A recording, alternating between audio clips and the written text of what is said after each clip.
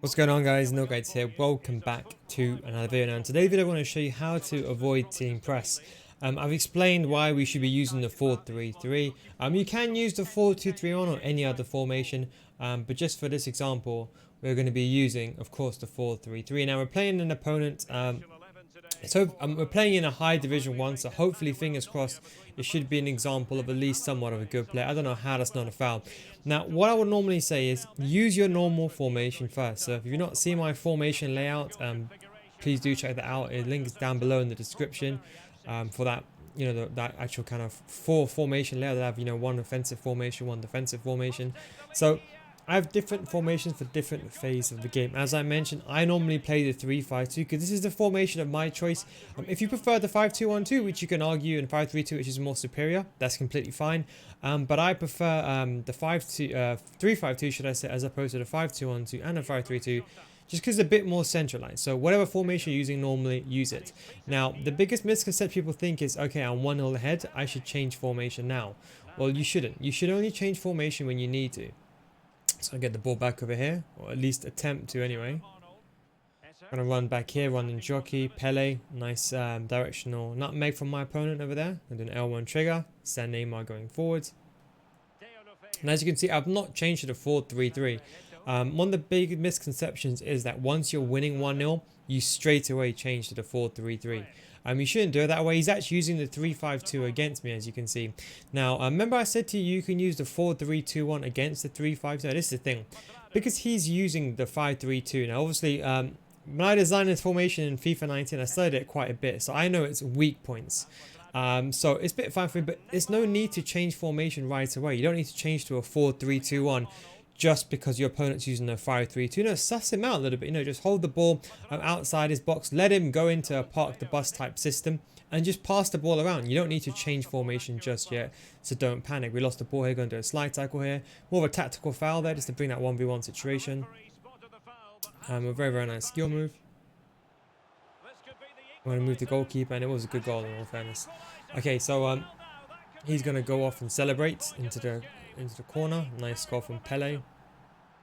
But again, you don't need to change formation right away. This is what's important. The biggest misconception people keep saying is, okay, if my opponent is playing the 5-3-2, I need to immediately change formation. You don't. Just hold it out. You can see, even against with just 2 strikers, you can see that I can still get through. It's not like I cannot get through. Do you know what I mean? So there is no need to change formation every single time. So of course, do bear that in mind. You're going to need to run and jockey. And of course, we're playing the 3-5-2 right now. Run back now, usual. We're going to be a bit aggressive. You shouldn't be running out with your CDMs realistically, or your centre backs realistically speaking. But just to keep this somewhat entertaining from me anyway, I want to be doing that because otherwise it gets a bit too boring, personally speaking. And he tried taking the most unorthodox shot, which I'm generally surprised that actually even went through. Now he scored a goal. A bad play from me. Okay, so that's fine. Eto, that was a nice goal.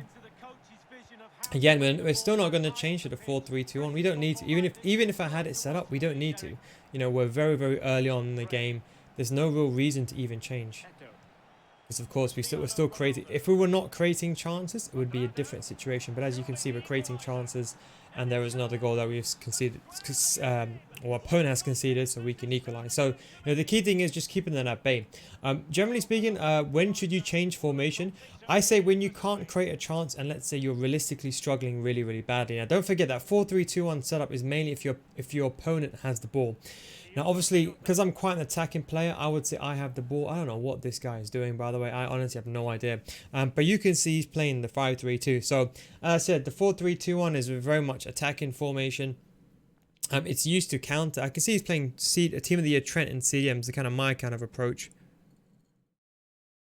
Yota and Des on the wing backs. But you can see, for example, in this system, that's where the 4-3-2-1 really excel against someone who is playing a very, very aggressive, holding the ball in their half, because don't forget the 4-3-2-1 is a counter-attack formation.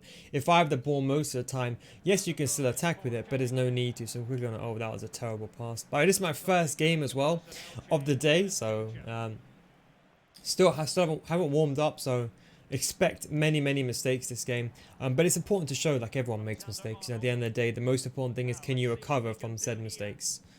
Trent unfortunately didn't get the ball there. That's fine. Going to need to run and jockey.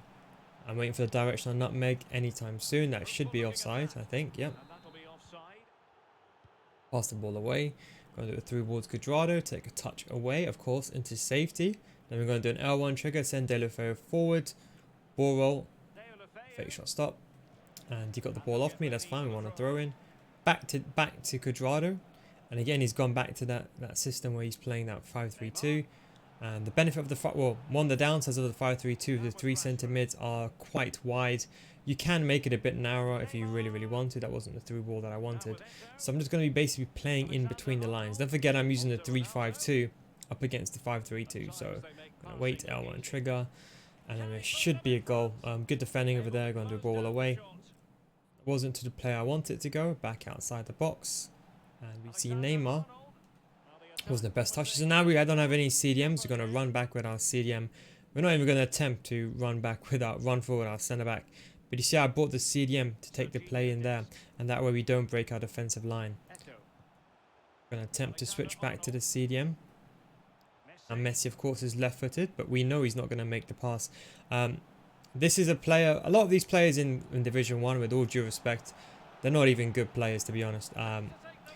Realistically, a lot of these guys, they normally try to get the ball to the striker and do some sort of skill move. Now, what I found is they wouldn't actively do skill moves, like literally. They would just, it's going to sound a bit crazy saying this, but what they will do is they will hope to get the ball to the striker and then do some sort of direction nutmeg and assume that the game will kind of get the ball going through them. So a lot of these guys, don't be scared of them. You know, people always say, you know, I see a superior team.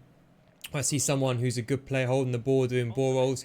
You know, don't panic, because number one, the game can help you out. Even if you verse a better player, we all know about the skill gap this game. That's the first thing, so don't worry about that. Second thing is, most of these guys are not even that good. They're literally waiting for you to make a mistake, and then once you make a mistake, they capitalize on that. So that is something, of course, to bear in mind as well. So going into the second phase, of course, we are drawing, and let's just see. I'll show you the system that we've gone to, the 4-3-3 third variation. So that would be the system, of course, to defend the angle towards goal, avoid counter, team press. I don't know what this guy's doing. Let's just, of course, wait for him. Okay, so you can see you got the line share possession. So you can see with the 4-3-3 and slot over here. If you haven't seen a tactics for that, of course, feel free to check that out. These are the tactics. Again, I won't be using this now. And what I realized as well is I actually need to take Fred off, because Fred, I'm actually playing him. Surprisingly, I'm actually playing him as a centre back in my 3-5-2. So I replaced him with Henry. So what I forgot to sub him off this game. You can just see that how the mistake that I make. But normally, when I have a player like Fred on, I normally sub them off. So Fred was playing centre back momentarily, so you can argue there was a bit of a slow chain in my defence, but that's completely fine. We go into the second half. The exact same thing. I'm going to hold the ball. We're going to get the ball to the striker. A very, very unlucky pass. Got the ball. Semedo and centre back save us. Thank you. Perfect. Ball to one of our strikers. L1 trigger. Bit unlucky there. So again, we're going to be a tad bit aggressive. Not too much though. Semedo should be able to get the ball back here. Ball back now. Perfect. Again, 1-2. And don't forget, even with a 3-5-2, it's still that 3v3 situation. Fake shot on the goalkeeper. And good defending there. Good recovery. He got back in time. Of course, he's got two strikers forward. Remember that. With a 3-5-2 and a 5-2-1-2, you do have three strikers as opposed to two. So you do have that better advantage. So most people don't know that the 5-2-1-2 is actually better than a 3-5-2. 3-5-2 is maybe a bit more stable. Maybe you can argue in some attacking phases a bit better. But if you can put all three strikers on stay forward, you got a gold mine. That was a good goal for my opponent. Wasn't really paying attention there. Okay, so we go into the second stage of the game. Ball roll downwards. Ball away. As you can see, he's bringing the right centre mid forward, inwards, upwards. So we can see, like, you know, most of these goals, they're all my fault. Not the game's fault. Just bad defending from my end. But it's important to show you these things, because there's no point just showing you a perfect steal every single game, every single time. Because number one, you won't learn from that. And number two, you're always going to make mistakes. I'd make a lot of mistakes, especially when I'm streaming. But the most important thing is recovery. I'll try my best to recovery. Should get a through ball there. And then we're going to go outside the box. Back to Neymar. It wasn't the best of passes from Eto'o, to be honest. Fake one inwards, outwards. Bit unlucky. Lefty dribble didn't really. So that is offside in the end. So of course we're going to go here. We don't need to go ultra attacking just yet. Remember, we're still into the game. We're still creating chances, you see. So even though we have 2 for 3-5-2s, but you see, we're not going to use the attacking phase just yet because we don't need to. You know, we're still attacking. We've still got chances. You know, it's only if we're not creating chances we may change our phase of play. But we're still creating chances, so it's not an issue. As you see, we've got players going forward. We got attackers, 1-2s. Beautiful pass. Oh, unfortunately, was intercepted in the end. Couldn't select the right player. Okay, so he misplaced that pass. I presumed he was trying to do a through ball there. Then L1 trigger again. Get the ball with our CDM.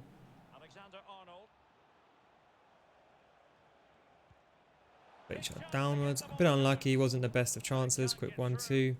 Back to Neymar, back to Ronaldo. Fake shot uppers, and it should be a goal over there. So we're back into a 3-3 phase. Again, we're not going to change to a defensive variation. If you are struggling in a game, you know, feel free to always change. Like if, for example, even if you're in control of the game, or let's say, for example, if you're winning 1-0 or it's a draw, and you're not 100% happy with the game, just feel free to just change the formation yourself. You know, never feel free, never feel the fear. You're obviously free to change formation whenever you want. So if you find that your opponent's been a bit too aggressive, because don't forget, the way formations work is your opponent's going to be playing naturally a different system. So the key thing is to react to what your opponent is doing. So now we're going to change to the 4-3-3. So let's say, for example, he's going to come into this phase. So I think he's playing a bit serious. So he's going to go to an ultra attacking type system, or maybe go to like a 5-2-1-2, I'm presuming, or maybe stay on his formation. So now we've got like a defensive lineup approach. So you can see, for example, in his 4-3-3 system, we've got the really, really wide players. And as I mentioned to you, I have my striker being Neymar. You want the most agile player in a strike type position. Going to do ball back outwards again. Ball away. That didn't really work out. I'm just going to dribble. I'll let him panic. Nice, and that should be a goal. A bit of unfortunate situation over there. Again, we're still going to defend. Just going to run back now. Not going to break our centre backs out of position. Going to apply a bit of pressure. And we're just going to run back. You see, he's doing agile dribbling. We don't want to fall for it. Going to use our CDM. Okay, then we're going to run back with our CDM. Out of position still, but we're still going to use our CDM. Man mark him. Again, I know what this guy is trying to do. He's not really, with all due respect, he's not really the best of players. He's just trying to agile dribble and do some sort of directional nutmeg. So we're just trying to keep it normal. Going to run down the wing over here, and you can see the 4-3-3. You can see on the radar the 4-3-3 lineup. You can see, I don't know if you can see on the radar, but you can see, hopefully, fingers crossed. Let's see there. You should be able to see now on the radar. You can see that how my defensive shape is. So when I have the ball, it goes into a back 5, because obviously you can see Henry goes into the middle, and then that separates my left back and right back. So now I've got a temporary back 3, but it also makes my left back and right back more wider. So if I was versing against team press, I can literally just distribute the ball between these areas. You see how effective it is? And literally get the ball over here. And as you can see, look, I've only got one striker. And you see how Eto'o is more of a false 9 striker. I think Neymar's meant to be there, but you can see, now you can see he's activating the team press. You see that? So here we're going to do the 1-2. And that was a dreadful pass by Rashford, but that was, in all honesty, our fault. If you're not too sure, it's going to do a tactical foul. And feel free to make a change. So normally Neymar goes in this position because you want the most agile player in this position. We got Cuadrado and Trent as our CDMs, and we got Henry as our drop between defenders. That's the way that I line it up. Feel free to make some subs. So normally, if, for example, like I don't want Eto'o on the pitch, I may take him off. You might put, for example, someone on. Now, what I would say is, for the left backs and right backs, if you want to, you can swap some players around. So I'm actually going to put Eto'o as a right wing back, and well, a left back and a right back, and put Alessandrini as a right wing, because they can dribble as well. And I'm pretty happy with my defenders being left backs and wingers, because they don't really do that much to left backs and right backs. So now we're defending against team press. Hopefully he's in that team press phase. I thought it was his throw in, so I pressed the X button, unaware, oblivious. So let's just defend that situation. Going to use the run and jockey. That's Eto'o, put him back into that position. Going to change to Henry. Going to defend the angle towards goal. Not going to panic, you see. Not going towards him. Let him have the ball. We're trying to defend the central areas. Get the ball off and defend the angle towards goal again. You see that? I didn't go towards him. Defend the angle towards goal. Now we're getting team press. Do a quick 1-2. ball roll down the wing and do a through ball. Didn't really work out, so we're in trouble, right? So what you can do is you can pass the ball in the middle. Feel free to use hug the sideline as well if you want to make your left back and your right back even more wider.